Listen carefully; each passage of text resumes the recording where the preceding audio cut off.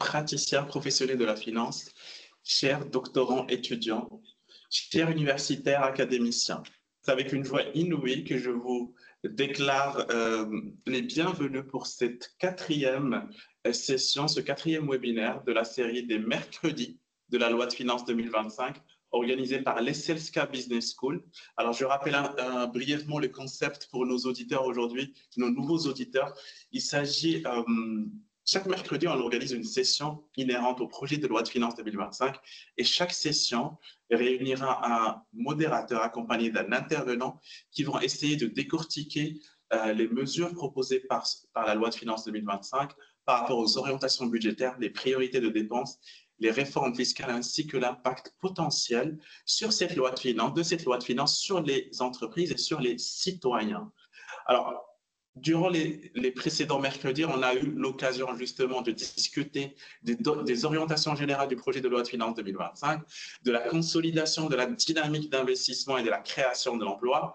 On a aussi vu la préservation de la soutenabilité des finances publiques. Alors aujourd'hui, il sera sujet de discuter du renforcement des piliers de l'État social. Et avec moi, professeur Mehdi Bouraba, je vous souhaite la bienvenue. Merci, Charles. Alors, pour essayer de mettre les auditeurs dans le bas, on va essayer d'examiner les réformes et les initiatives proposées dans le cadre de cette loi de finances 2025 pour essayer de renforcer les piliers de l'État social. Nous allons aussi essayer d'aborder les enjeux clés. On va essayer de les décrypter par rapport à l'amélioration des services publics, par rapport à la protection sociale, l'accès à l'éducation, la santé, le logement, tout en mettant en lumière, bien évidemment, et c'est notre rôle en tant que financier, les mesures fiscales et budgétaires prévues pour soutenir éventuellement ces réformes. Alors, cet atelier, il sera sujet aussi d'explorer les priorités du gouvernement pour construire un modèle plus inclusif, équitable, sociétal et favoriser une croissance pérenne pour réduire justement ces inégalités sociales. Et pour discuter justement des coins et des recoins de cette thématique aujourd'hui, j'ai la chance d'être accompagné par mon cher ami Mehdi Bouraba, qui a eu l'amabilité d'accepter mon invitation aujourd'hui. Alors, Mehdi Bouraba, vous êtes enseignant-chercheur en économie et gestion. Vous intervenez aussi en tant que professeur vacataire dans plusieurs programmes de master exécutif, notamment sur des thématiques transversales. Vous êtes ancien auditeur fiscaliste au sein d'un cabinet de conseil au Maroc, fondé en 1930. Premier cabinet au Maroc, tout à fait. Et vous avez orienté votre carrière par la suite vers le secteur public, où vous occupez un poste de middle manager. Par ailleurs, vous êtes aussi certifié en normes IFRS par l'ISCAE et vous êtes titulaire d'une certification en coaching délivrée par The International Coaching Foundation. Good. Très bien. Alors, on va essayer de commencer par une contextualisation justement avec les autres orientations royales ainsi que les recommandations générales du nouveau modèle de développement. Le gouvernement marocain va s'atteler à la mise en œuvre de différents chantiers de réformes prioritaires, justement, qui visent la résorption des déficits sociaux, l'amélioration du bien-être des citoyennes et citoyens, ainsi que la généralisation de cette protection sociale. Nous n'allons pas occulter la réforme des systèmes de santé et d'éducation, justement, ainsi que la réduction des disparités sociales et territoriales. Alors, il ne faut pas oublier que le gouvernement s'est aussi investi dans le développement du système de l'enseignement supérieur.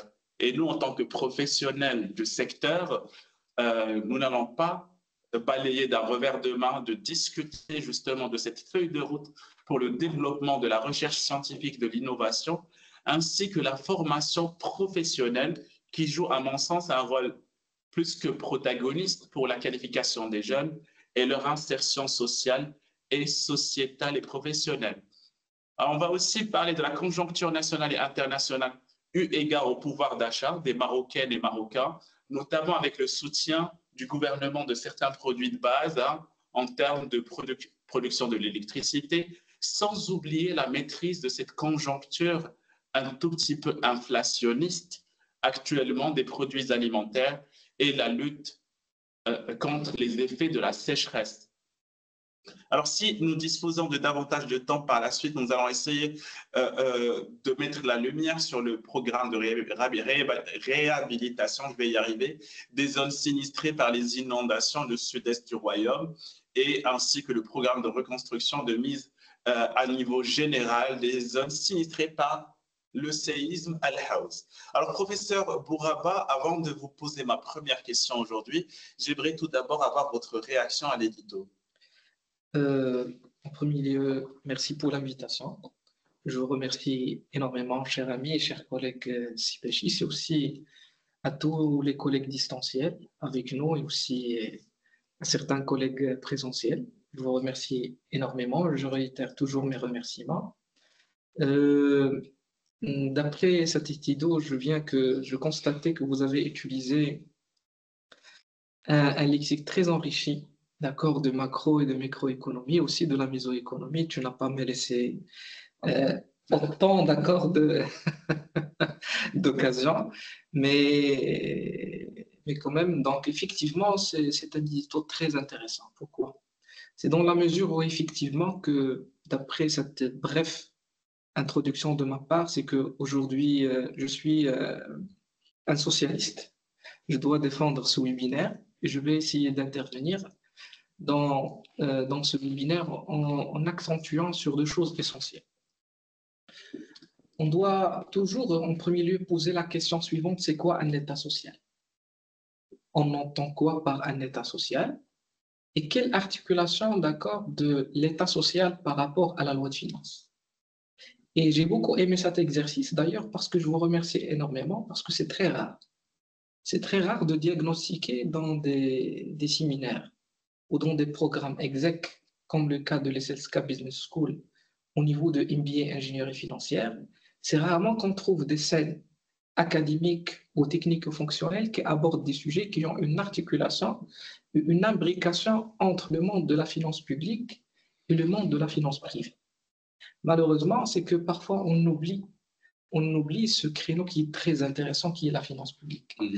Et demain, les lauréats ou les ingénieurs financiers, probablement, ou les financiers en général, ils vont participer dans la scène sociétale et dans la scène publique ou socio-professionnelle dans un côté de finances publiques. Et donc, je vous salue. Je vous salue pour cet exercice de donner un aspect exec à cet exercice en essayant d'accord d'articuler et de se questionner de façon profonde sur les facettes et les piliers de la loi de finances par rapport à différentes facettes du monde d'accord et de l'écosystème financier. Ça, c'est très important. Donc, je reviens à l'édito et aussi de ma part, je vais essayer modestement de poser la question suivante. C'est quoi un État social? Et on entend quoi par un État social? Si vous posez la question à ChatGPT, je vous garantis, parce que je l'ai fait, il ne va pas vous répondre exactement. Apparemment, il n'a pas encore intégré la facette sociétale. Donc, il va donner quelques définitions par ici et par là sur l'État, sur la société, mais aucune articulation scientifique, méthodologique et académique qui vraiment fait l'articulation et l'imbrication entre l'État social et la loi de finances. Donc, un État social, on peut dire que c'est un ensemble des politiques à vocation sociétale, à vocation économique, environnementale et aussi de durabilité. C'est quoi l'objectif? C'est d'essayer toujours de hisser le niveau d'accord de la société en essayant d'ancrer un minimum acquis de la cohésion sociale, de la stabilité sociale et aussi à travers des leviers, notamment le principal levier, c'est la redistribution de la richesse. Et si vous acceptez, cher ami, si on adopte une IRM, donc une imagerie d'accord à cette thématique de l'État social, effectivement, dans tous les postulats théoriques et académiques et aussi technico-fonctionnels qui ont essayé de rapprocher cette thématique de l'État social, il était toujours la question des débats.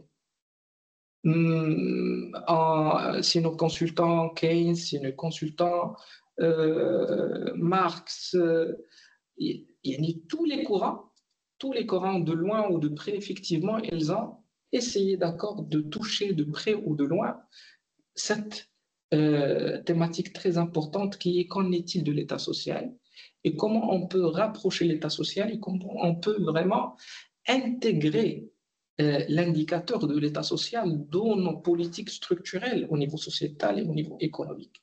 Mais, soi-disant et de façon analytique, quelle est l'école principale qui a vraiment utilisé l'État social? C'est vrai, Jean-Jacques Rousseau, il a cité en fin du XVIIe siècle le contrat social. Et donc, le contrat social, en termes thématiques, c'est un petit peu, c'est une imbrication à vocation individu et pas à vocation société, individu et État. Et le premier, c'est un Allemand. Bizarrement, j'étais surpris. J'étais surpris qu'un Allemand qu'il a évoqué à la fin du XVIIIe siècle, le premier concept de l'État social, et effectivement, dans la revue de littérature et dans le design de la littérature, effectivement, c'est von Bismarck, c'est un chancelier allemand qui a vraiment théorisé et donné le sifflet embryonnaire de la connotation de l'État social pour limiter, d'accord, les mouvements sociétaux qui ont demandé un petit peu de l'équité sociale en termes de l'assurance maladie, en termes de l'autorisation pour les grèves, en termes de plusieurs éléments qui ont soit une liaison de loin ou de près avec cette question.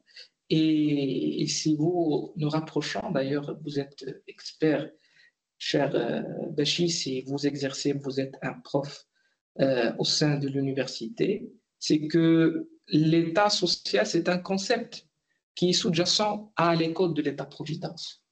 C'est sûr. Et donc, effectivement, dans l'état de l'art, c'est vrai, il y a des citations, mais il n'y a pas autant de, comment dirais-je, d'articulation et de théorie claire qui se concentre sur les prérequis pour la définition d'un État social et qu'en est-il des impacts structurels de l'État social sur la société. Ça, c'est la première facette. Alors, l'antichambre, de l'évidence, c'est effectivement ce que j'ai aimé. Ce que j'ai aimé, c'est le fait d'inviter et d'emprunter cet exercice de finances publiques au sein des programmes exec qui ont toujours la connotation inversée dans la scène microéconomique s'ils dépassent la micro vers le niveau mésoéconomique. Mais jamais d'accord d'articuler la dialectique entre ces deux branches avec la macroéconomie et la finance publique. C'est un élément essentiel. Et d'ailleurs, l'arsenal et le mécanisme, ou plutôt le moteur de création et de levier, c'est la loi de finances. La loi de finances, c'est une loi qui permet vraiment d'orchestrer et de mettre en œuvre les politiques structurelles, quelle que soit sa vocation, sociétale, économique, politique, environnementale, durabilité. Et c'est le cas notamment de notre sujet qui est l'État social. Et d'ailleurs, donc, effectivement, j'ai beaucoup aimé cet exercice et je suis très honoré par cette invitation. J'espère être modestement à la hauteur. Et donc, si vous permettez d'annuler la présentation que j'ai été donnée, aujourd'hui, je n'ai qu'un état social. Donc, très bien. Je vais essayer. Merci beaucoup, cher ami et professeur Bouraba, pour votre réaction excellente. Vous avez cité d'ailleurs un de mes auteurs de prédilection, Jean-Jacques Rousseau. Et donc, je vous témoigne, je te témoigne, je peux te tutoyer, ma gratitude par rapport à ça. Mais j'aimerais aussi ajouter quelques auteurs contemporains comme Amartya Sen et Joseph Stiglitz, qui sont des prix Nobel en économie, qui ont discuté justement de cet état social qu'on va essayer de... Effectivement, si vous permettez d'échanger, d'accord, d'échanger. Et d'ailleurs, j'invite mes collègues distanciels de lire vraiment le livre publié en 2019 de Joseph Stiglitz, The Power and the Citizen and the State. Et d'ailleurs, elle a commencé, elle était intelligente, c'est prix Nobel. Elle a commencé par le citoyen, d'accord. Et donc, je vous invite, cher ami, c'est un très bon livre. Pourquoi c'est un très bon livre? Effectivement, c'est à travers elle que j'ai appris que normalement, un acteur, quel que soit entrepreneurial ou dans l'État, il doit imbriquer ces trois facettes, qui est le niveau mésoéconomique, le niveau macroéconomique, microéconomique. Et d'ailleurs, ce sujet de l'État social, il invite toutes les parties prenantes autour de ce périmètre, d'accord, de doubler les efforts pour effectivement qu'on crée, moyennant l'arsenal de la loi de finances, moyennant le levier de finances publiques qui est la loi de finances, conformément, d'accord, à leur définition. Si vous voulez vraiment, comment dirais-je, examiner davantage c'est quoi une loi de finances, et on entend quoi par une loi de finances, vous le trouvez dans la loi organique de la loi de finances. Et je vous invite, cher ami, et je sollicite votre gentillesse, pourquoi pas de penser dans le moyen terme, d'accord, des ateliers pratiques sur des imbrications des sujets axés sur la finance et de l'exec en relation avec la loi de finances. Justement, ce sont des chantiers qui sont en travail actuellement dans les CSK Business School. Nous pensons justement à quelques ateliers, à quelques workshops, justement sur des thématiques transversales pour essayer de disséquer, pour essayer d'imbriquer justement le côté pratico-pratique et pratico-pragmatique avec tout ce qui est théorique. Alors, je vois qu'il y a plusieurs questionnements par rapport à nos auditeurs aujourd'hui, par rapport à l'enregistrement des webinaires. Je vous rappelle que les webinaires des mercredis de la loi de finances sont enregistrés et les enregistrements sont disponibles dans la page YouTube de l'école. Donc, vous pouvez consulter à votre guise. Mais bien évidemment, j'aimerais que vous restiez avec nous, étant donné, si vous êtes une personne désireuse d'approfondir votre connaissance en matière de décisions façonnant l'avenir économique du pays, vous êtes au bon endroit. Et n'hésitez pas à poser vos questions et vos interrogations à la fin de ce webinaire pour essayer de profiter justement de l'expertise de notre cher ami professeur. Et donc, à l'encontre de Maggie, je serai un YouTuber de façon indirecte. Tout à fait, un créateur pour la bonne cause. Pour la bonne cause, un créateur de contenu pour la bonne cause. Alors, on va un petit peu s'attarder justement sur ce renforcement des piliers de l'État social et dans le dessein de connaître ce qu'a prévu le gouvernement en termes de renforcement de l'État social. Professeur Bouraba, j'aimerais que vous démystifiez pour nos auditeurs aujourd'hui l'étendue des réalisations eu égard à la généralisation de la protection sociale qui constitue inéluctablement un pilier protagoniste en matière de renforcement de l'État social, ainsi que les mesures d'accompagnement pour en assurer éventuellement un déploiement réussi. Exactement, ça c'est une question de cœur. Donc tu as ciblé la raison d'être. Alors, ce que vous devez savoir, effectivement, que la loi de finances, c'est une pratique coutumière. Donc, il y a des règles d'art de l'élaboration d'un projet de loi de finances. Pourquoi je dis projet de loi de finances? Parce que jusqu'à cette heure, n'est pas encore d'accord voter la totalité des amendements. Donc, toujours, on parle de projet de loi de finances. Et donc, tout ce qu'on va véhiculer, c'est en mode projet. Donc, c'est juste à titre de rigolo. Alors, le projet de loi de finances de l'année 2025, il s'articule sur 4 piliers essentiels. 4 piliers essentiels. C'est le renforcement de la fondation de l'État social. Et d'ailleurs, la citation de rang est très importante. Et d'ailleurs, normalement, ce webinaire doit être classé en premier. mais je pense que c'est dans le cadre de la cerise de gâteau. C'était le 4e. Finir en beauté. Exactement. Alors, et donc, cette architecture, elle est essentielle pour véhiculer quoi? Pour véhiculer le message des politiques publiques comme quoi que la principale préoccupation aujourd'hui de l'État, c'est l'État social et l'État sociétal ou la société d'État. D'accord? Social state. Et effectivement, c'est le renforcement, il y a 4 piliers, c'est le renforcement des fondations de l'État social. Après, il vient d'accord la poursuite de la stimulation de l'investissement et la création de l'emploi qui a fait l'objet de webinaires avec notre cher collègue, ami et prof Boubacar Mouline. Et le troisième, c'est le renforcement des politiques structurées publiques. Et le quatrième, c'était... le troisième, c'est la préservation de la soutenabilité des finances publiques. Et le quatrième, c'est le renforcement des piliers de l'État social, justement, le Exactement. webinaire d'aujourd'hui. Effectivement. Et dernièrement, c'est la durabilité des finances publiques. Et si nous analysons, d'accord, parce que ça, c'est un projet de loi de finances qui va être une loi de finances. Et la loi, elle cite des éléments. Donc, cette citation de 4 piliers, c'est l'État social, l'investissement et l'emploi, les politiques structurelles et la soutenabilité plutôt la durabilité des politiques publiques. Et donc, aujourd'hui, il y a deux éléments comment dirais-je, qui décorent le langage scientifique et technico-fonctionnel des politiques publiques. C'est l'aspect sociétal et l'aspect durabilité. Social state and sustainability policies in public. Donc, revenons à notre sujet qui est le renforcement des fondations de l'État social. C'est juste pour architecturer à nos collègues distanciels et aussi présentiels. Ce chapitre et cet pilier d'accord de renforcement des fondations de l'État social, en elle-même, elle se base sur 4 sous-jacents projets essentiels et fédérateurs. En premier lieu, c'est la généralisation de la protection sociale. On va revenir en détail. En deuxième, c'est le renforcement de la gouvernance de structure de la santé de l'État.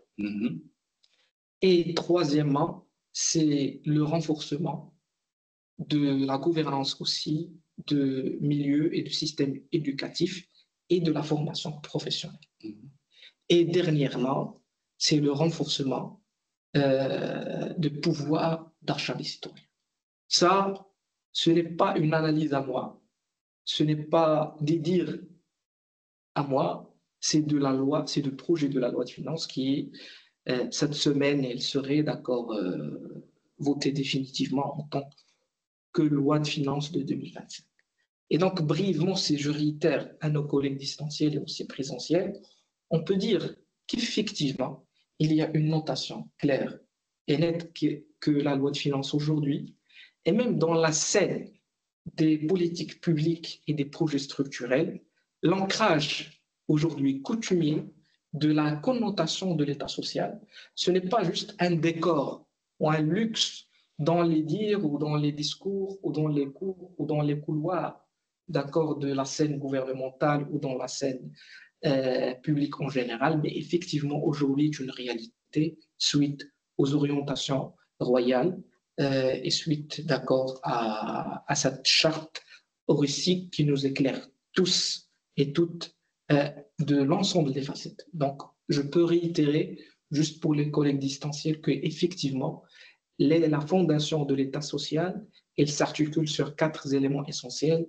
C'est la généralisation de la protection sociale, c'est la gouvernance du système sanitaire et troisièmement, c'est l'éducation et la profession et la formation professionnelle et l'enseignement supérieur et la formation professionnelle. Et dernièrement, c'est d'encourager, d'accord, le pouvoir d'achat du citoyen. Très bien. Merci beaucoup, professeur Bouraba, pour votre excellente réponse par rapport à la première question inhérente à l'étendue de la généralisation justement de cette... Vous êtes prof, je dois avoir aussi du plus à moi, donc sur la réponse. Alors, c'était excellent, merci beaucoup. J'admire votre verve et votre excellente habilité communicationnelle, professeur Bouraba. C'est pour ça que je vous ai invité d'ailleurs. Exactement, et j'espère d'accord de porter une certaine valeur ajoutée. Et aujourd'hui, l'essentiel et parmi les skills, c'est qu'on doit tous et toutes participer à l'intelligence collective.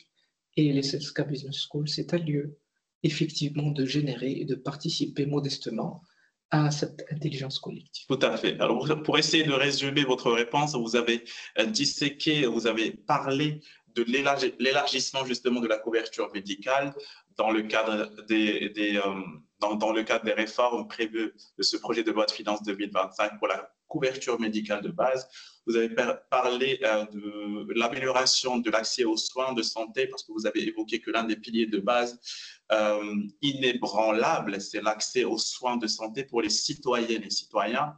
Vous avez aussi parlé de la protection sociale, qui constitue, à mon sens, le pilier avec un grand P, justement, de cet État social. Et j'ajoute à cela le financement durable, l'assurance chômage et retraite et le renforcement des allocations familiales, car nous avons une extension des allocations familiales à un plus grand nombre de foyers, notamment à faible revenu, afin de lutter justement contre ces inégalités sociales et lutter contre la pauvreté pour avoir un système beaucoup plus inclusif et sociétal, un système de retraite plus inclusif pour les travailleurs aussi dans le secteur informel. Alors à présent, Bouraba, professeur, vous n'êtes pas sans savoir, bien évidemment, que l'efficacité ou encore l'équité du système de santé marocain, elle est parmi les prérogatives primordiales de cette loi de finances 2025. Parce que quand on feuillette la note de présentation de ce projet de loi de finances, ça figure parmi les prérogatives primordiales pour éventuellement assurer une gestion des ressources, une grande couverture des besoins de santé de la population, une gouvernance plus transparente et plus résiliente et responsable. Justement, ma question est la suivante. Est-ce que vous pouvez lever le voile pour nos auditeurs aujourd'hui par rapport à cette refonte du système national de santé et le renforcement de sa gouvernance? Merci pour cette question, cher ami. Avant de répondre à cette question, je vais revenir au pilier sous-jacent à la fondation de l'État social, qui est la généralisation de la protection sociale. Parce que la lecture et l'analyse de la loi de finances, au projet de la loi de finances, c'est un exercice qui n'est pas facile. Et c'est un exercice qui s'articule sur deux compétences essentielles. La première compétence, c'est de citer les orientations et les projets alloués. Et le plus important de véhiculer à nos distanciels, c'est l'affectation des enveloppes budgétaires. Et ça nous permet d'articuler et d'analyser en profondeur l'intérêt financier qui est octroyé en dehors d'emplacement de ces élèves. Donc, juste à titre complémentaire, parce qu'il a excellé Sibachis dans la phase de la généralisation de la protection sociale, c'est qu'en elle-même, la généralisation de la protection sociale, elle articule principalement sur trois éléments. C'est la généralisation de la protection sociale à toutes les couches. Même dans les couches, ils n'ont pas les conditions nécessaires. D'accord? Et l'enveloppe budgétaire octroyée dans le projet de la loi de finances, c'est à hauteur de 10 milliards de dirhams. D'accord? Qui s'ajoute aux 20 milliards de dirhams de l'année 2023 et 2024. Un deuxième élément essentiel, c'est l'aide sociale directe. Et on ne doit pas passer à côté de cette brèche. Pourquoi? Je me souviens, ça fait 15 ans que j'étais donc étudiant à l'ECG Qnitra, et un jour, un prof qui est aujourd'hui un senior follower à l'OCP Policing Center, ils nous parlaient d'accord de l'État libéral dans l'État social et nous a exposé l'aide sociale directe. Il était pour nous à l'époque, c'est comme de la magie. Comment on va appliquer ça au Maroc? On doit être fier. Parce que la définition de l'État social, il y a une certaine originalité de l'État. Aujourd'hui, le Maroc, sous les orientations de Sa Majesté, que Dieu l'assiste, effectivement, il essaie de travailler et de véhiculer. De véhiculer quoi? De véhiculer une marocanité définitionnelle et praticienne et technico-fonctionnelle de l'État social. Et donc, c'est pour cette raison que moi, je suis très ravi d'être marocain et je suis très ravi de vivre cet ancrage réel de l'État social. Et donc, aujourd'hui, l'aide directe sociale, vous devez savoir que ce qu'on appelle communément, il y a beaucoup de blagues qui circulent dans les sociaux, the up of Moshir, the down of Moshir, c'est ça. C'est d'aider directement les citoyens. Et on a arrivé aujourd'hui à 11 millions de familles. C'est quand même, c'est très significatif. Et l'octroi budgétaire à ce niveau, il est à hauteur de 26 milliards. Pourquoi je cite les chiffres? Je ne cite pas les chiffres dans le fait, d'accord, de s'amuser pour le fait de dire que j'ai consulté, non. C'est l'exercice, il demande ça. L'exercice analytique du projet de la loi de finances, elle nécessite aussi de décortiquer de façon profonde les orientations, les projets et les enveloppes budgétaires octroyées. Donc, effectivement, dans le cadre de la généralisation de la protection sociale, il y a 3 éléments essentiels. C'est la généralisation de la couverture sociale à hauteur de 10 millions de dirhams, l'aide sociale directe aux citoyens, et vous avez cité avec excellente, c'est que le fait de généraliser les aides et même d'octroyer une indemnité pour perte d'emploi pour les gens. Pour les gens, effectivement, non, ce n'est pas pour les gens les plus vulnérables, ça rentre dans la couverture d'accord de la protection sociale, pour les gens qui ont perdu un emploi stable. On va voir comment la machine juridique qui va accompagner ces éléments. Donc, on ne doit pas oublier une chose essentielle, c'est qu'aujourd'hui, et c'est une fierté marocaine, on doit d'accord l'avouer, c'est que minimum d'aide sociale, c'est à hauteur de 500 dirhams. Mais dans le détail, c'est quoi? C'est que chaque famille démunie qui est recensée et éligible à l'aide sociale directe a le droit aujourd'hui d'avoir 175 dirhams pour chaque enfant, au maximum de 3 enfants scolarisés. Il peut avoir à hauteur de 275 dirhams aux 3 premiers enfants scolarisés moins de 6 ans. Et aussi, le plus important, il a le droit d'avoir en supplément 375 dirhams pour les 3 premiers enfants orphelins de côté père. Et donc, ces éléments subtils et ces éléments de détail, parfois qui nous agacent, ils reflètent quoi? Ils reflètent la pertinence et le degré de maîtrise, d'ancrage de façon coutumière de l'État social dans nos politiques publiques. C'est que le Maroc, vraiment, il arrive à véhiculer et à ancrer sur la scène internationale un exemple différent à l'école scandinave, différent à l'école libéraliste, différent à l'école conservatrice, différent à l'école ce qu'on appelle corporate, et différent à l'école républicaine dont je fais allusion, à l'école française et à l'école allemande dans ce sens. Très bien. Professeur Bourawa, je sais que vous allez partir dans des envolées lyriques vis-à-vis de cette protection sociale. Et si je ne vous coupe pas, vous allez continuer à prendre la parole non-stop. Donc, est-ce que je peux vous écouter, surtout par rapport à cette grande couverture des besoins de santé de la population? Effectivement. Et de la refonte du système de santé? Effectivement. En premier lieu, l'enveloppe budgétaire, d'après la lecture et l'analyse chirurgicale de ce jacent projet au niveau des fondations de l'État social, c'est une enveloppe budgétaire à hauteur de 32,6 milliards attribués au domaine de la santé. Et donc, comment le projet de loi de finances répond à l'action de la poursuite de la mise en œuvre de la réforme globale de santé nationale?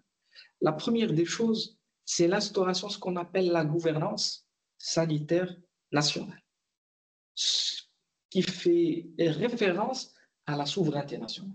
Et donc, pour ancrer de la souveraineté nationale, il y a un pilier qui est l'architecture gouvernance. Et donc, aujourd'hui, le Maroc, il est en train de revoir les CHU, les centres hospitaliers universitaires. Et donc, aujourd'hui, le Maroc, en 2025, il va inaugurer les nouveaux CHU, notamment, je fais allusion, d'Agadir qui va dans le mois d'avril 2025, il va être inauguré avec la dernière technologie de Gulmim, de Bni Millal, de Rachidia, et ça c'est très important, ils vont s'ajouter à la scène sanitaire marocaine des CHU. Aujourd'hui, on ne doit pas oublier qu'il y a un proof of concept. C'est l'étude de faisabilité, ça c'est un langage des conseils. Parfois, il m'arrive, d'accord, sans sans taper la porte. Donc, ce proof of concept, c'est le CHU de Beni Sina. Il va être le premier, le plus moderne et le plus digitalisé en Afrique. C'est une fierté nationale. Et donc, c'est un proof of concept, c'est une étude de faisabilité dans quel sens? Dans le sens de gouvernance. Je m'explique. C'est qu'aujourd'hui, Beni Sina, il va concrétiser un exemple concret de ce qu'on appelle les regroupements sanitaires territoriaux. Et ces groupements sanitaires territoriaux, c'est un organe de gouvernance sanitaire qui va chapeauter les CHU et les soins, d'accord, les établissements de soins primaires, ce qu'on appelle les dispensaires de proximité de citoyens, et aussi les hôpitaux préfectoraux et provinciaux. Et donc ça, c'est une avancée gouvernante essentielle. On ne doit pas oublier que le domaine de la santé, on ne peut pas vraiment parler théoriquement de la santé sans parler de la partie de ressources humaines. Et ça, c'est très intéressant. Donc aujourd'hui, juste au niveau de la loi de finances, plutôt de projet de loi de finances 2025, nous avons une augmentation de la morasse budgétaire au niveau de dépenses personnelles, 6 500 postes budgétaires réservés à la partie, d'accord, et à la branche de santé. Aussi, nous avons une réhabilitation, chers amis et chers collègues, de 1400 établissements de soins primaires. Et ce diaspora, brièvement, effectivement, ils articulent l'importance que Sa Majesté, que les orientations royales, et aussi les politiques publiques données, d'accord, à ce chantier de santé, sans oublier aujourd'hui le Maroc dispose des organes institutionnels de haut niveau qui chapeautent ces éléments. Je fais allusion, d'accord, notamment à l'Agence supérieure de la santé et à l'Agence de sang et des dérivés et d'autres éléments qui ont vu le jour dans l'année 2024 et d'autres qui vont être inaugurés de façon gouvernementale pour l'année 2024. Très bien. Merci beaucoup, professeur Bourava. Donc, vous avez cité énormément de choses concernant cette refonte du système de santé et justement la plus grande couverture des besoins de santé pour l'intégralité de la population marocaine. Alors, vous avez cité que dans ce projet de loi de finances, il y aura une gouvernance hospitalière à travers les différents CHU, que vous avez prononcé la planification territoriale de l'offre de soins. Donc, vous avez cité plusieurs zones qui vont essayer de monter en compétences par rapport à l'accès aux besoins de santé. Vous avez parlé de la valorisation des ressources humaines, hein, et vous avez parlé aussi de la réhabilitation de l'offre de soins afin de répondre aux attentes des Marocaines et Marocains en termes de santé. Si vous me permettez, oui, juste un exemple. Si vous suivez, d'accord, les news, et d'ailleurs, le fait de suivre les news, c'est une compétence attendue pour les futurs ingénieurs financiers, dans le cadre, parce que c'est très important. Une information, ça peut changer, d'accord, le monde de la finance. La semaine dernière, c'est qu'il y a une opération chirurgicale qui était ordonnancée par un robot chez nous. Et donc, la leçon de tirer, ce n'est pas de citer l'information, ce n'est pas l'enjeu. C'est qu'aujourd'hui, c'est une réalité. C'est une réalité dans quelle mesure? C'est une contrainte pour nos organes hospitaliers. Ils doivent obligatoirement être digitalisés pour accompagner cette réalité aujourd'hui. Tout à fait. Et donc, effectivement, le projet de loi de finances, si vous analysez l'enveloppe budgétaire et les sous-jacentes initiatives relatives à la partie du système de santé national, elle donne une importance particulière à un nouveau décor digitalisé de tous les organes hospitaliers. Et pour caresser dans le sens du poil par rapport à cette digitalisation, je rappelle qu'il y a un système national de santé qui a été un système d'information intégrée qui a été créé pour collecter, traiter, exploiter toutes les informations de base liées au système de santé. Donc, c'est une avancée majeure en termes de digitalisation pour les citoyennes et citoyens marocains et pour améliorer justement l'accès aux soins et l'accès aux services médicaux et l'amélioration de leur qualité. À présent, cher professeur Bourava, on va essayer d'avancer dans notre webinaire car il va prendre un tournant. Il faut impérativement évoquer, nous, en tant que professionnels du secteur de l'enseignement supérieur et de l'éducation, de la recherche scientifique, nous sommes des professeurs et c'est de notre devoir autant que professionnels du secteur, de communiquer quant aux différentes réformes prévues dans cette loi de finances, ce qui est de la dispensation de l'offre de formation plus inclusive, un apprentissage beaucoup plus qualitatif, sans oublier un chantier prépondérant qui est, à mon sens, un chantier inextricable de cette loi de finances, qui est la recherche scientifique et l'innovation pour répondre aux besoins d'un marché de plus en plus intransigeant en matière de qualité, de compétences vis-à-vis des standards internationaux. Et j'aimerais, professeur Bouraba, vous entendre par rapport à ça, eu égard justement au projet de loi de finances. Oui, effectivement. Et d'ailleurs, si nous analysons juste à terme arithmétique, en termes d'enveloppe budgétaire, on a dit que le premier pilier sous-jacent à la fondation de l'État social au niveau du projet de loi de finances, qui est la généralisation de la couverture sociale, c'est à hauteur de 32,6 milliards de dirhams. Par rapport à la partie de santé, on a dit que c'est de la même chose, c'est aussi 32 milliards de dirhams. Si nous arrivons en termes de grandeur pour l'enveloppe budgétaire octroyée à la réforme globale du système éducatif et de la formation professionnelle, c'est à hauteur de 103,7 milliards de dirhams. Ça, c'est un chiffre parlant. Et cette enveloppe, effectivement, toujours, elle accentue que le Maroc est... Effectivement, il a senti que l'important, c'est que la recherche scientifique et le système éducatif, c'est un pilier majeur de la création de la valeur ajoutée. Parce qu'on cherche quoi en fin de compte? On cherche de stimuler la création de valeur ajoutée et à travers le segment des valeurs ajoutées, on va avoir une croissance économique. Cette croissance économique, elle va être imbriquée dans le domaine macro, articulée avec le niveau micro et elle va impacter le citoyen.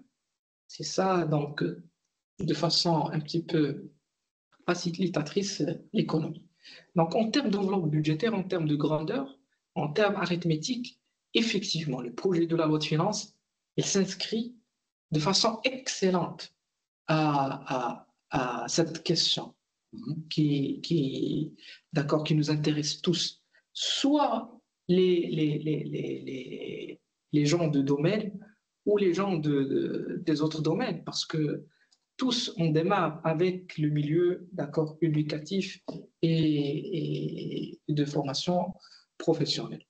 Juste à titre de citer, c'est que il y a une poursuite de la mise en œuvre de la feuille de route pour réformer le système éducatif. C'est une feuille de route qui est démarrée en 2022 et il va trouver sa fin en 2026. Il y a une généralisation, on oublie la généralisation de l'enseignement préscolaire. Et il est cité à la fin de l'année 2026. Et ça, c'est très important. Parce que, et je cite un écrivain que j'adore personnellement, qui le père et le gourou fondateur de linguistique, qui est Noam Chomsky. Noam Chomsky, toujours, il dit que jamais vous aurez un système éducatif réussi si vous n'avez pas de préscolaire. Parce que les grèves, c'est le cadre de demain ou le prof de demain, c'est un étudiant, et c'est un enfant de préscolaire.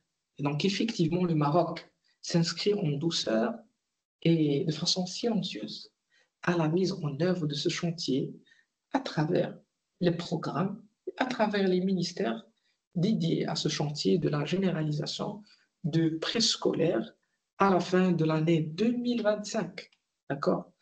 Aussi, il y a une amélioration de la qualité de la formation et l'amélioration de la qualité de la formation, et ça c'est dans la loi de finances, par avoir 232 établissements pionniers, ce qu'on appelle les écoles d'excellence. Parce que ça, c'est très intelligent de la part des politiciens et de la part des gens dans ce sens, parce qu'on doit travailler sur notre inconscience et d'intégrer la notion de l'excellence pour avoir un résultat excellent.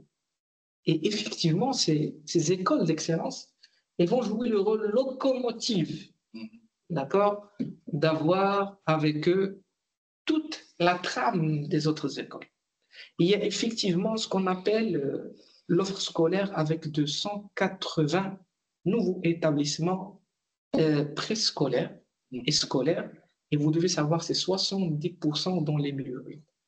Et même aujourd'hui, l'offre des écoles d'excellence, c'est la plupart dans les milieux ruraux. Et ça, c'est une chose importante déjà dès le départ de travailler entre l'État déconcentré et l'État concentré. Et on est d'accord dans les phases d'imbrication de la régionalisation avancée. Il y a des internats, il y a des transports scolaires, il y a des initiatives toujours d'1 million de cartables, poursuite du plan national Pacte, ce qu'on appelle les séries 2030, et la construction de 4 cités de métiers, de compétences, surtout pour la formation professionnelle. Aujourd'hui, effectivement, il y a un renouveau et un redécor de la formation professionnelle. Il existe 5 cités très modernes de formation professionnelle de plusieurs villes. Le Rabat, il est installé à Tlemcena, d'accord, et 4 nouveaux, ils vont être inaugurés prochainement dans le premier semestre de l'année 2025. Et c'est un exemple qui dépasse même l'exemple allemand en termes de la formation professionnelle. Donc, je vous invite de faire un contrôle F sur la loi de finances dans la partie de réforme globale, système éducatif de la formation professionnelle, et vous aurez autant d'initiatives concrètes avec une enveloppe budgétaire de 104,7 milliards de dirhams. Et ça, c'est un titre de grandeur, mais il répond à tous les intéressés à ce chantier. Et d'ailleurs, comme vous savez, cher ami, aujourd'hui, sans capital humain, on ne peut pas vraiment avancer. Donc, ça, c'est une imbrication très ancienne. Très bien. Merci beaucoup, professeur Bouraba, pour votre réponse extrêmement éclairée et extrêmement bien conduite, comme à votre accoutumée. Alors, vous avez essayé de disséquer un petit peu ces réformes visant à faire monter en compétence notre éducation nationale, notre enseignement supérieur. Vous avez parlé de la mise en place des dispositifs d'incitation à l'excellence scientifique, notamment grâce au Business School que vous avez cité. Le soutien, j'ajoute à cela, le soutien à la recherche collaborative publique-privée, le financement accru pour les projets de recherche, l'augmentation des crédits pour la recherche fondamentale et appliquée, et surtout par rapport aux projets liés à la transition énergétique et écologique, parce que ça constitue aussi une donnée intéressante de ce projet de loi de finances 2025. Et j'ajoute aussi à cela le soutien à la transformation numérique et à la digitalisation et l'innovation de l'enseignement supérieur, comme la création d'incubateurs et de centres d'innovation au sein des universités. Au sein même de l'université Mohamed V de Rabat, nous avons un centre d'innovation qui va accélérer justement la numérisation des universités, et ça constitue un pilier majeur de cette montée de compétences de cet enseignement supérieur. Donc, vous avez cité avec brio aussi la lutte contre la précarité étudiante, notamment avec l'augmentation des bourses, des aides sociales pour les étudiants, pour améliorer leur logement, l'accessibilité à la santé et aussi développer leur parcours de formation. Et justement, aujourd'hui, je pense que la feuille de route ou bien le champ de mire de la politique sociale, c'est d'aller vers les offres de formation professionnalisantes, parce que le marché du travail, il est beaucoup plus intransigeant actuellement, donc il exige des futurs lauréats que leur offre de formation soit adaptée à cette conjoncture économique et à ce marché du travail qui est en perpétuelle mouvance et en perpétuelle mutation. Et d'ailleurs, je vous salue, cher Bachi, c'est aussi l'école. C'est que ces initiatives s'inscrivent dans ce sens. Effectivement, d'emprunter l'exec et le terrain, de se questionner sur la théorie, ça c'est très important. Le fait de théoriser le terrain et de sortir et de trouver une autre réalité, une autre imagerie dans la scène pratique, c'est tout à fait le contraire, d'inviter d'accord le praticien à se questionner à haute voix avec la scène académique. J'ajoute juste une mesure, c'est le soutien aux innovations pédagogiques et à la lutte contre l'échec universitaire. Ça, c'est très, très important. J'estime que c'est une mesure prépondérante parce qu'on voit que l'échec universitaire, c'est quand même un fléau, hein, c'est une embûche. le projet de loi de finances 2025, justement, il vise l'amélioration du tutorat, l'accompagnement des outils numériques et cette numérisation et l'expérimentation de nouvelles formes de formation, comme par exemple l'apprentissage hybride, les projets interdisciplinaires. Donc, tout ceci entre dans le sillage, justement, de la montée en compétences de l'éducation nationale et de l'enseignement supérieur. Je rappelle tout juste à nos auditeurs qu'ils peuvent poser leurs questions et leurs interrogations par rapport au renforcement de l'État social si elles souhaitent développer leur champ de compétences, combler leurs lacunes et consolider leurs acquis et colmater les brèches aussi par rapport à cette thématique. C'est disponible au niveau du chat de la conversation, donc vous pouvez poser éventuellement vos questions. Alors, nous arrivons à la dernière ligne droite de notre webinaire, cher professeur Bouraba. Avant de prendre les questions de nos chers auditeurs, j'aimerais quand même profiter de votre expertise afin de vous écouter par rapport aux mesures soutenant le pouvoir d'achat des citoyennes et citoyens marocains altérés un tant soit peu par ces effets conjoncturels économiques, par cette multiplicité, cette résurgence de crises et récessions économiques auxquelles nous avons été témoins durant les derniers lustres. Et si cela rentre dans vos cordes, pourquoi pas, professeur Bouraba, mettre en évidence les actions prévues pour la valorisation du capital humain issu du dialogue social. Oui, effectivement,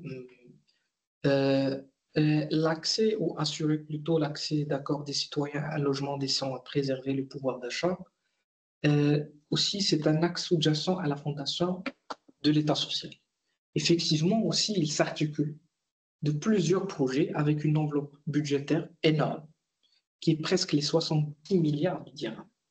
Et donc, il est articulé de cette façon, il y a l'accès des citoyens à un logement décent. Et vous voyez, d'accord, l'initiative qui a été pilotée par le ministère de l'Habitat dans ce sens. Et ils ont créé une plateforme directe.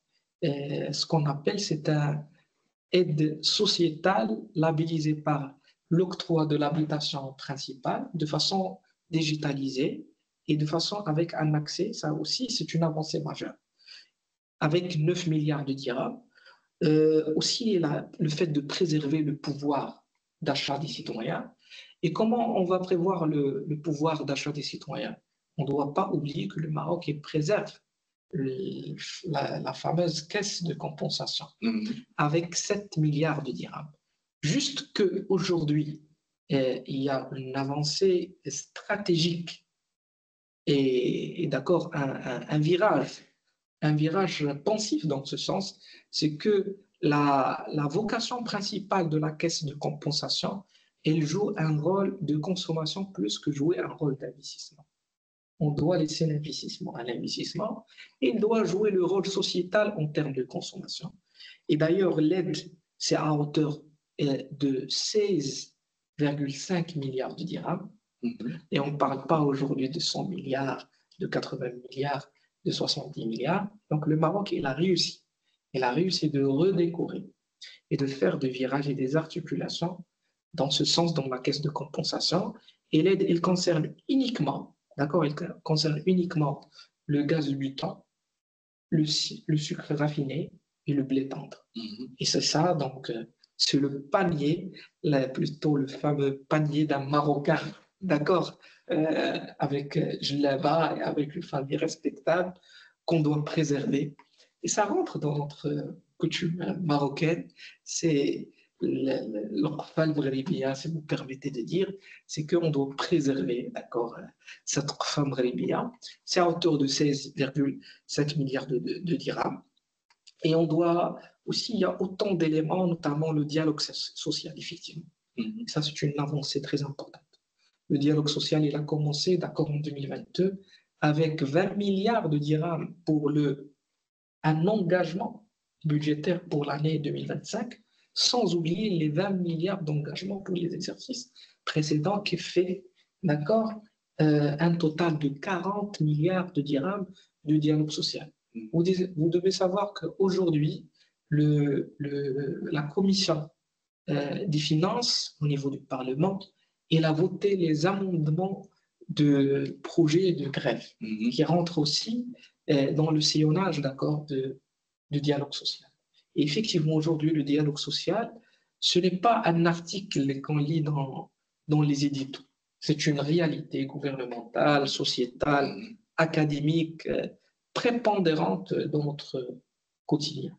Très bien. Merci beaucoup, professeur Bourama, pour vos réponses extrêmement éclairées, pour avoir dispensé de votre science et de votre savoir à nos auditeurs aujourd'hui. Je vois qu'il y a énormément de questions. Nous allons essayer de prendre quelques-unes.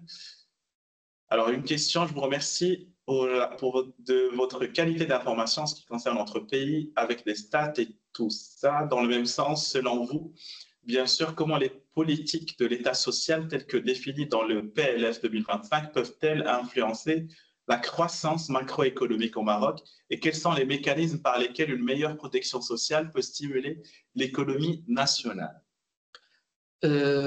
Ça, c'est un excellent projet de thèse. Merci, cher ami, pour cette question. Il a cité autant de variables. D'accord, il a cité l'économie nationale, il a cité l'aspect macroéconomique, l'essentiel. Il a fait une imbrication entre une variable explicative à expliquer comment les orientations principales de l'État social au niveau du PLF 2025, il va, d'accord, inciter la croissance économique. Je l'ai dit et je le réitère toujours, que le projet de loi de finances, en dehors dans la partie ou de la branche sociétale ou d'investissement, de création d'emplois, toutes ces facettes de finances publiques, on essaie à travers l'arsenal de la loi de finances, qui est une loi, on ne doit pas oublier. La loi de finances, c'est une loi. Et donc, c'est une loi, elle a une force exécutoire en termes des politiques publiques. Et on essaie quoi? On essaie effectivement, d'accord, de généraliser la paisibilité et la protection sociale des citoyens, de favoriser la vie aux citoyens marocains, de, comment dirais-je, d'avoir des aides directes et d'impacter directement le quotidien du citoyen marocain.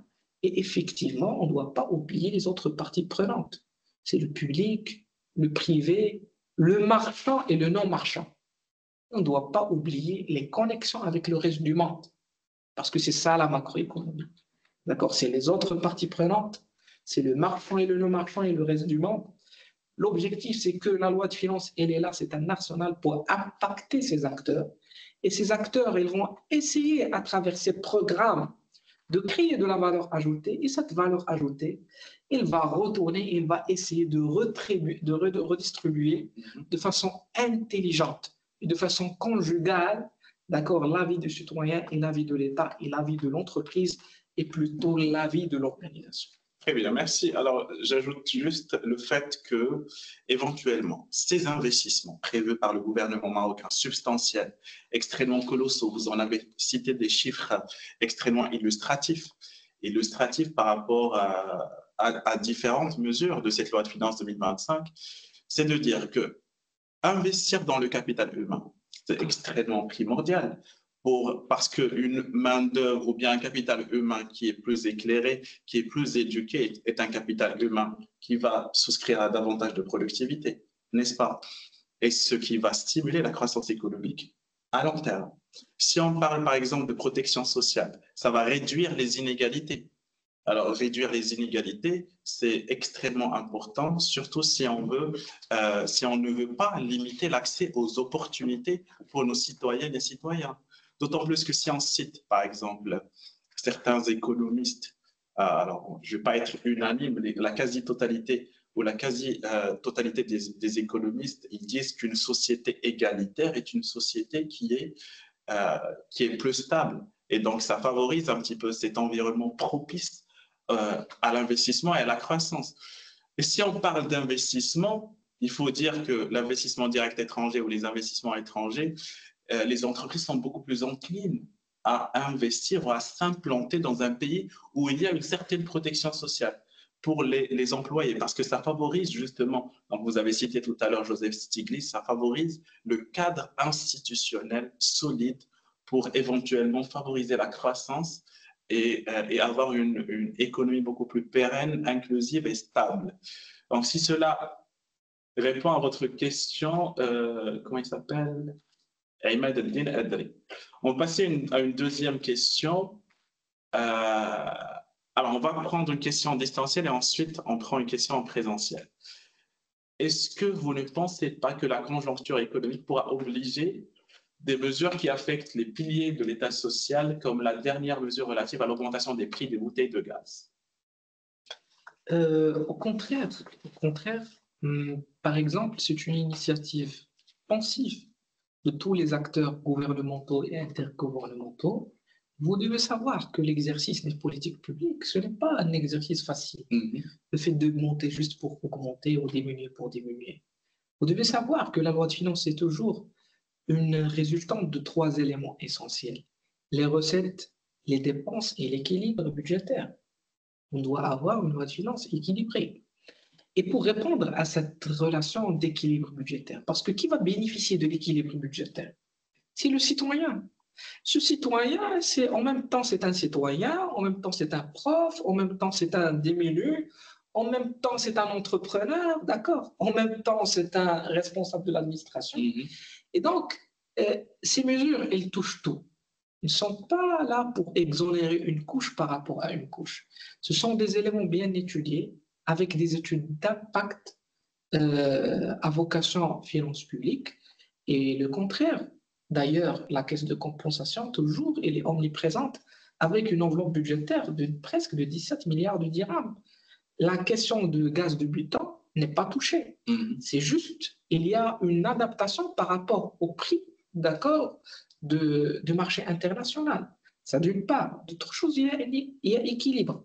Parce que ce petit différentiel qui est insignifiant parfois, il est dirigé vers d'autres zones qu'on juge effectivement sont de plus en plus, d'accord, demandeurs dans l'instant. Au contraire, d'accord, au contraire, je vois que la caisse de compensation, elle est là, les 3 éléments n'est pas touchés, le gaz du butane, le sucre, d'accord, raffiné et le blé tendre. Merci, professeur Bouraba.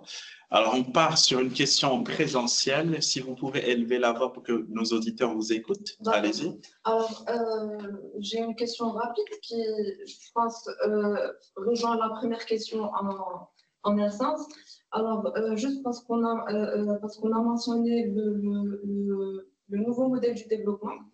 Et bien sûr, la régionalisation avancée est un sujet majeur du NND. Et donc, vous avez parlé aussi de la gouvernance sanitaire, l'aide sociale et le capital humain. Et donc, ma question est, alors, avec ce PLF 2025, jusqu'à quel degré est-ce que vous pensez qu'il y aura un renforcement des ressources financières et humaines pour les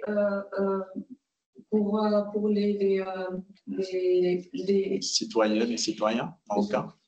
Pour les collectivités territoriales. C'est une question importante. Alors, ce que vous devez savoir que la collectivité territoriale, c'est une autre imbrication dans les finances publiques. D'accord? La collectivité territoriale, elle est imbriquée de façon inconsciente dans le chapitre de département ministériel de l'Intérieur. D'accord? Et donc, c'est une branche des finances publiques. C'est qu'on ne va pas essayer d'étaler dans ce sens parce que c'est un autre cran.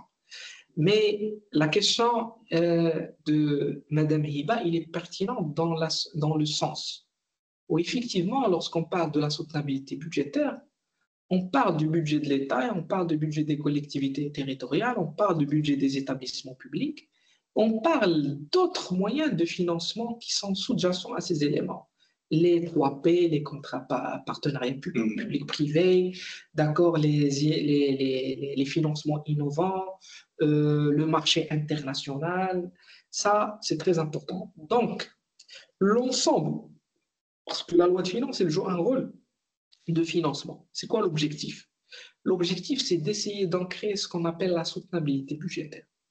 La loi de finances 2025 était intelligente dans le sens où il a essayé d'attacher à à la partie de la soutenabilité budgétaire vers la durabilité budgétaire, parce qu'on doit inclure l'aspect, d'accord, de l'environnement.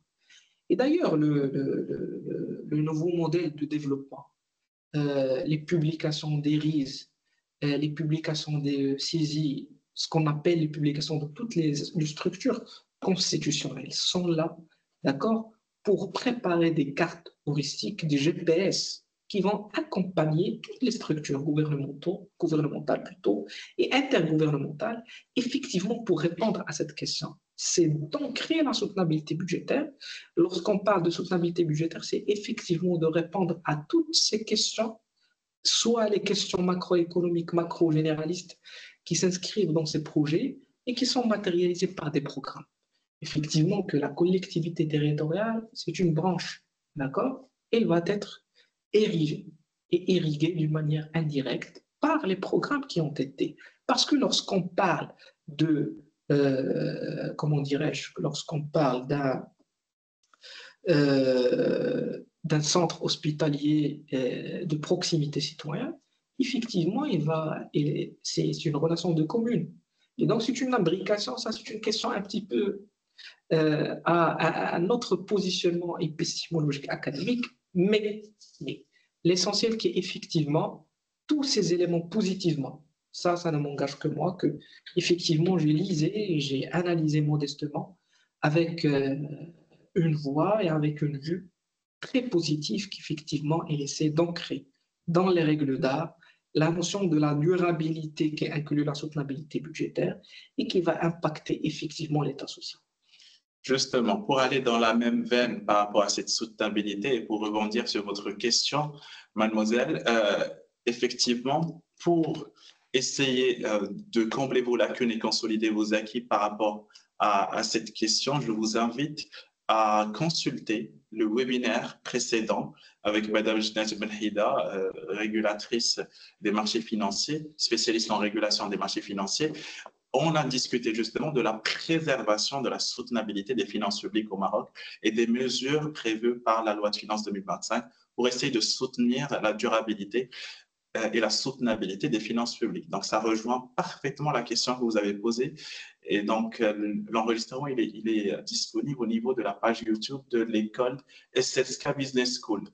Alors, étant donné que nous devons rester dans les délais impartis du webinaire, on va partir sur une dernière question. Bonsoir, Dr Bachis. Après la mise en place du programme des aides sociales et l'exonération de l'impôt sur le revenu pour les pensions de retraite, Monsieur Bouraba, quels sont selon vous les mécanismes envisagés dans le cadre du PLF 2025 pour assurer un financement pérenne des projets sociaux tout en préservant les équilibres budgétaires et en évitant d'accentuer la pression fiscale sur les ménages et sur les entreprises? Eh ben, elle a statué l'intégralité de la problématique de ce webinaire. Je pense que c'était Soumia Mansouri. Oui, effectivement, Soumia Mansouri, merci pour la question. C'est une question importante parce qu'il a emprunté la partie de la fiscalité. Et donc, qu'en est-il de ce pilier de la fiscalité par rapport à l'État social, sachant que la partie fiscalité, c'est un pilier important. Ce que vous devez savoir que, au contraire, c'est un allègement très significatif et très audacieux qui a vraiment écoulé l'encre de l'ensemble de la presse écrite ou orale. C'est qu'aujourd'hui, nous avons une exonération claire à partir du 1er janvier. Et donc, on est heureux, nous, les fonctionnaires, une augmentation un petit peu significative à partir du salaire de janvier. C'est que tous les salaires annuels entre 30 000 et 40 000 dirhams, ils sont exonérés, d'accord, de l'impôt sur le revenu. Et ça veut dire que 80% des salaires au Maroc, ils sont exonérés de l'IR. Cette exonération, elle va augmenter de façon substantielle les salaires à partir de 75 dirhams jusqu'aux 500 dirhams mensuels. Et ça, c'est une avancée majeure. Le fait, comment dirais-je, d'utiliser le levier fiscal pour viser la partie investissement et pas la partie, d'accord, travail, parce que c'est l'investissement qui crée de la valeur ajoutée. moyennant l'IR professionnel, l'IS et la TVA. Et donc, aujourd'hui, de façon claire. Et effectivement, aujourd'hui, ils sont en train de revisiter comment ils vont exonérer et élargir ça pour les retraités. Pour qu'un retraité marocain, d'accord, ne règle jamais nulle part l'impôt sur le revenu. Et le tissu socio-économique marocain, d'accord, si vous savez, si vous analysez, elle est omniprésente à hauteur de 70% des salariés, soit dans le milieu privé ou dans le milieu public. Et donc, tous les salaires aujourd'hui, à partir du 1er janvier 2025, au-dessous, d'accord, de 6 000 dirhams, ils sont exonérés de l'IR. Et donc, au contraire, c'est la première fois qu'il y a une certaine ingénierie fiscale, publique, exactement, pour bénéficier et, comment dirais-je, diriger de façon directe et indirecte la fiscalité plutôt à imposer la création de valeur. On ne doit pas oublier, parce que toujours on oublie lorsqu'on parle de la fiscalité, qu'il y a un élément sous-jacent. C'est la parafiscalité, ce qu'on appelle les impôts et les taxes douaniers.